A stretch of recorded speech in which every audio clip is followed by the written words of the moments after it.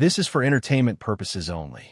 This short story is only for people over the age of 18.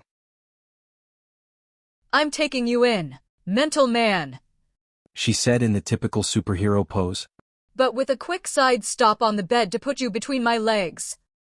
The fact she was nearly naked did diminish how powerful her words were. Or it could have been that I was watching all this from a spy camera shoved under the door of a cheap motel room. My name is Pierce McKullen, private investigator, and I will not be blamed for what fighting female aka Isis Brown did. I am a private investigator that had been dragged into the superhero world enough they put me on payroll. When an investigation into missing women at gyms came up, I was asked to look into it with Isis. We were supposed to work as a team to find the missing women because someone decided I needed to find an assistant for investigating superpowered crimes. I'm a normal-looking guy, a magic spell slapped me back to look in my late teens, but I'm nondescript. Isis is a bombshell babe with blonde hair, blue eyes, big breasts and a fit body. She not only can turn heads. She can break necks having people look at her. When playing the superhero, she has red and gold gauntlets that let her focus her force blasts out her hands. The rest of her outfit is also red and gold with a lot of white thrown in. When investigating you have to be plain clothes, but Isis still had men abandon their girlfriends to talk to her. Isis and I hit a dozen gyms in a week. We were planning on checking out more together, but then she went out on her own. That's when she encountered a new villain, Mental Man.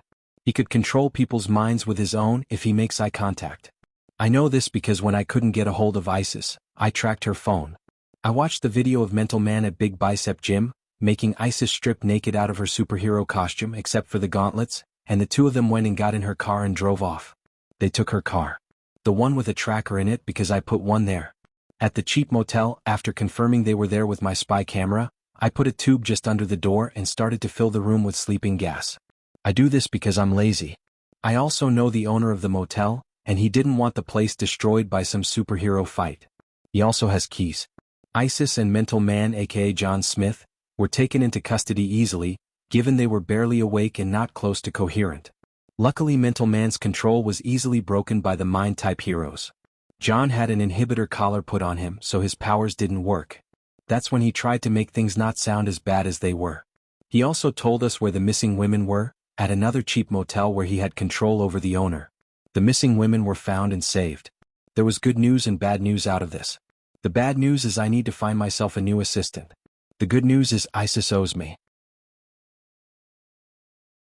The end. This was a work of fiction. Any similarity between people, living or dead, is purely coincidence.